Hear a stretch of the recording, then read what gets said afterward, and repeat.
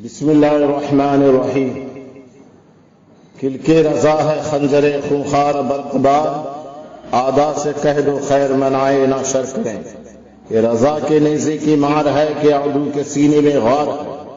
جسے چارہ جوئی کا وار ہے یہ وار وار سے پار ہے۔ برادران اسلام، وہ غیور سنی مسلمانان مسلک اعلی حضرت، وہ مفتیان کرام، وہ مشائخ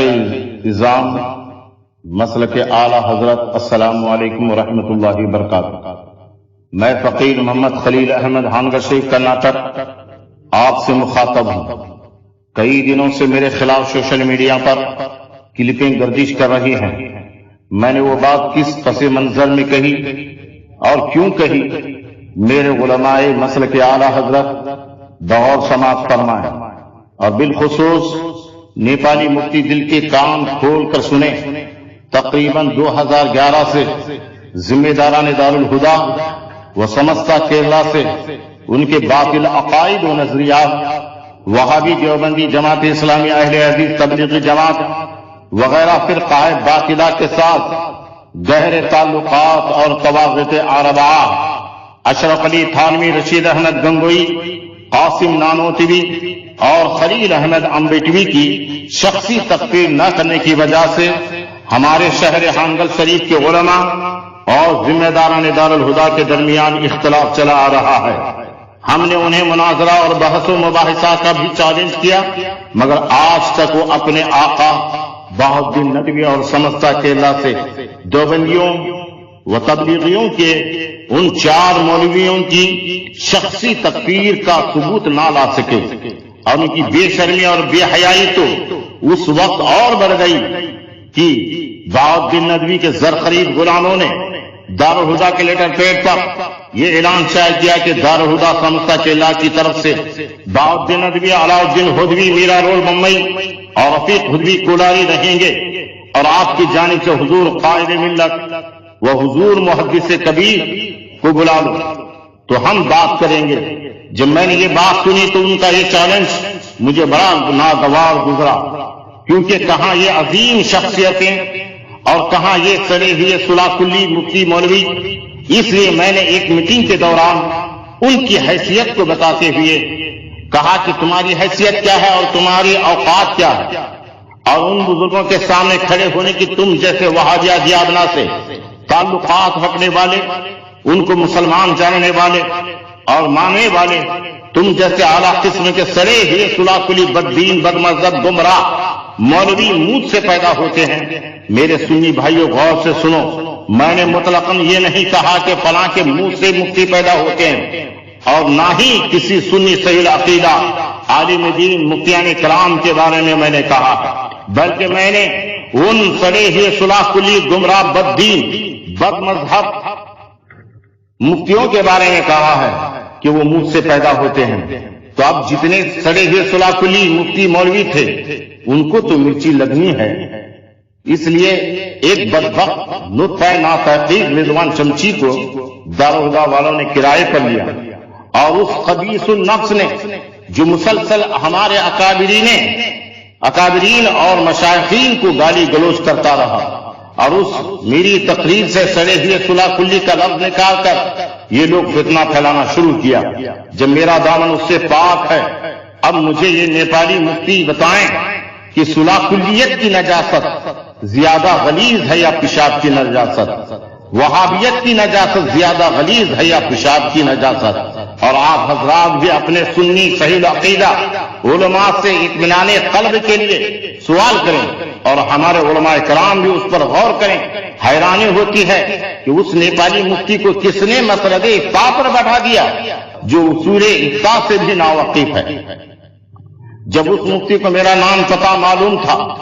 تو اس وقت غیر جانبدار ہو کر اصول افتاء پر عمل کرتے ہوئے مجھ سے اس نے تحقیق کیوں نہیں کی؟ خیر، اب اس کا حال معلوم ہو گیا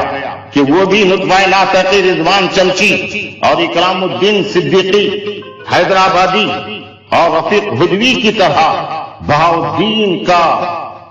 زر خرید غلام ہے، جس کا ثبوت اس نے دارالہدا و سمستہ کیرلا کی تائید کر کے دیا ہے۔ اور مرکز اہل سنت ہم سب سنیوں کا مرکز بریلی شریف سے بھی اس مفتی نیپال عثمانی برکاتی کے خلاف بائیکاٹ کا حکم جاری ہے، اور اس کا جواب خلاف شرع وہ گمراہ کن ہے، تاکہ مسلمان گمراہ کن جوابات سے محفوظ رہیں۔ خوش عقیدہ سنی مسلمانوں،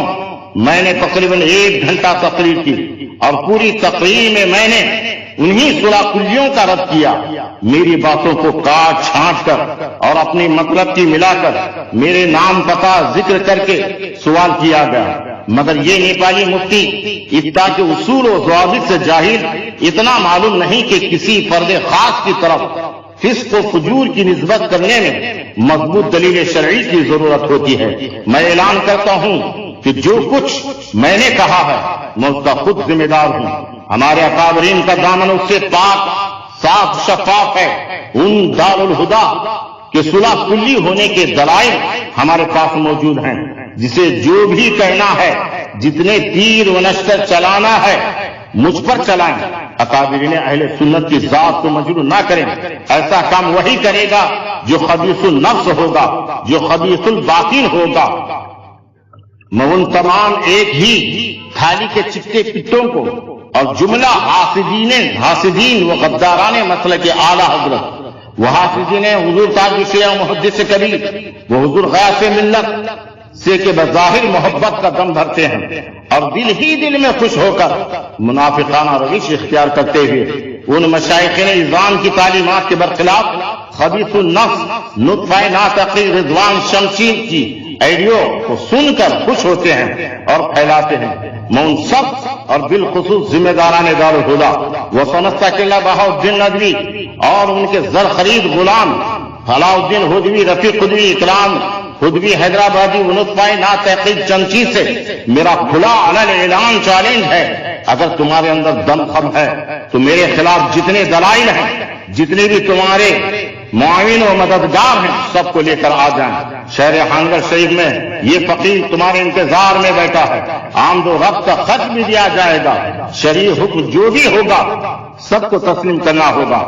ہاں، مفتی نیپال سے میں کہوں گا وہ جواب دے۔ رضوان شمسی، علاء الدین ہدوی، میرا روڈ بمبئی، رفیق ہدوی، اکرام ہدوی حیدرآبادی، ان سب نے اکابرین علماء کی شان میں گالی گلوچ و نازیبا بکواس کی ہے۔ بالخصوص رضوان شمسی نے مسلک اعلیٰ حضرت کے اکابرین علماء پر ناحق زنا و بدکاری کی گندی گالی گلوچ کے ذریعے سے الزام لگایا ہے۔ اب ان سب پر مفتی نیپال حکم شرع بیان کریں۔ میں جملہ مسلمانان مسلک اعلیٰ حضرت سے مؤدبانہ گزارش کرتا ہوں، یہ ہدوی ندویوں کے فریب کاریوں میں نہ آئیں، مسلک اعلیٰ حضرت کا کام کریں۔ اور میں ابھی ان سے کہتا ہوں کہ الگ الگ ویڈیو کلپ بنا کر جو نشر کر رہے ہیں، جو سوشل میڈیا میں ڈال رہے ہیں، اگر دم ہو تو میدان میں آ جاؤ تاکہ دودھ کا دودھ پانی کا پانی ہو جائے۔ اللہ تبارک و تعالی ہم سب کو نیک کام کی توفیق عطا فرمائے۔